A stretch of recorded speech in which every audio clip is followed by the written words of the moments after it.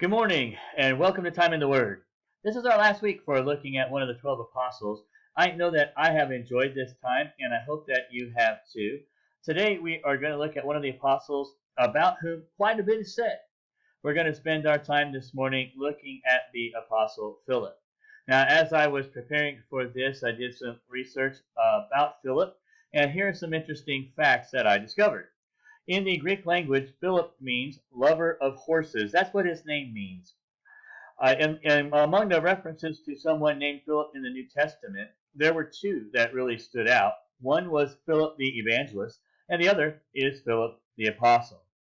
We know from the Gospel of John that Philip the apostle was from the city of Bethsaida, the same city that brothers Andrew and Peter came from. We know also that Philip is included in the list of the apostles in Matthew, Mark, and Luke, as well as in the book of Acts. But his name is not in the same place in the list any of those times. Most of what we read about Philip and his words and his actions, we read in the Gospel of John. We know that Jesus tested Philip during the multiplying of the bread by asking him at the feeding of the 5,000, where will we find bread for all these people? And Philip replied that 200 denarii would not be enough to feed them all. According to the Gospel of John, we get the impression that Jesus and Philip were close. In John chapter 12, verse 20 to 23, some Greeks came to see Jesus, and they spoke first to Philip, and he went to Andrew, and then together they went to see Jesus. Jesus responded to the request by saying, "The hour has come for the Son of Man to be glorified." We know that Philip had a conversation with Jesus at the time of the Passover. When Jesus told them in the upper room, "If you knew me, you would know my Father," Philip replied, "Lord, show us the Father, and that will be enough." It's in John 14, 7 and 8.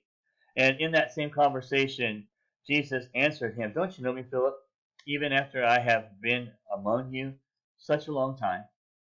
We know from Acts 1:13 that Philip was present at the day of Pentecost. Now, we don't know what happened to Philip after the ascension of Jesus. We rely on tradition primarily. And according to some of these later traditions, Philip and his brother and sister were sent to preach in Greece, Syria, and Phrygia. According to some of these same traditions, Philip was martyred in Hierapolis. According to one legend, Philip converted the wife of the proconsul of the city, for which he and his family were arrested and tortured.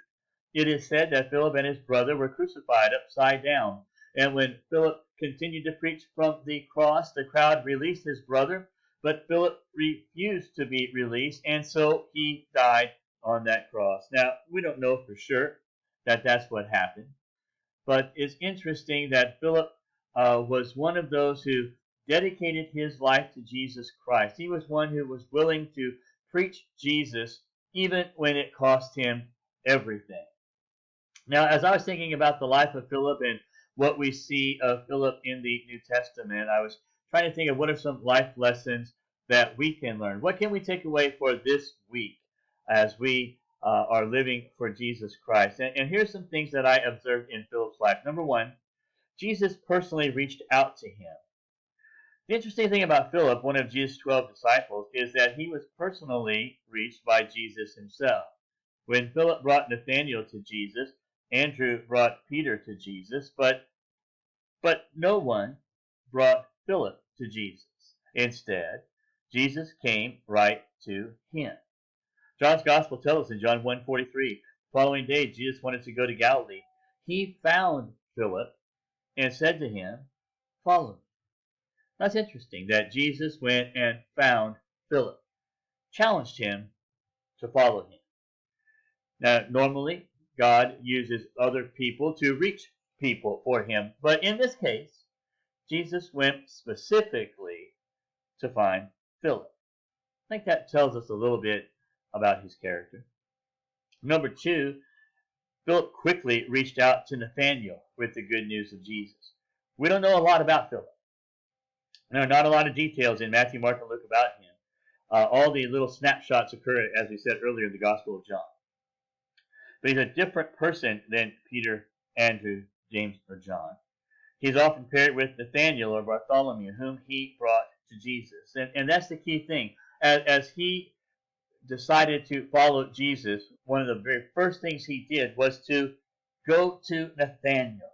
It says in John 1:45, Philip found Nathanael and said to him, "We have found him of whom Moses in the law and also the prophets wrote, Jesus of Nazareth, the son of Joseph." Philip was passionate about bringing people to Jesus. In fact, that's what we see him doing most often in a very practical, in a very real way. But that's what we see Philip doing. And that leads to our third observation about Philip, and that he was a practical person. It would appear from John's account in the feeding of the 5,000 in particular that Philip may have been in charge of supplies and food. We would maybe call him the travel manager or the road manager, so to speak. He seemed to be the kind of guy that was practical, organized, able to be in charge, making sure that everything was taken care of. That may have been the kind of guy that Philip was. So what do we see in Philip? Well, we see that he was passionate about bringing people to Jesus. The Greeks came to him, and he went to Andrew. They both went to Jesus. We see that as soon as he was called, he reached out to Nathanael and brought him to Jesus. We also see that he was a solid guy, practical, able to handle the day-to-day things of life. And we note, too, that he is one of the few that Jesus personally reached out to. So what do we take away for this week? Well, let me share with you these ideas. Number one, know that Jesus loves you as he loved Philip, and he calls out to you. Jesus wants you and me to be followers of his. So let's dedicate this week to being a follower of Jesus in every way that we can. Number two, once we know Jesus Christ, may we be as passionate and as direct as Philip was in reaching out to others. Let's be the kind of guy or the kind of gal that others come to know more about Jesus. And number three, as Philip may have been practical in dealing with the real stuff, making sure that people had what they needed to have, even among Jesus' followers, let us be that kind of person too. Let us be real when we do for the Lord, doing meaningful, tangible things.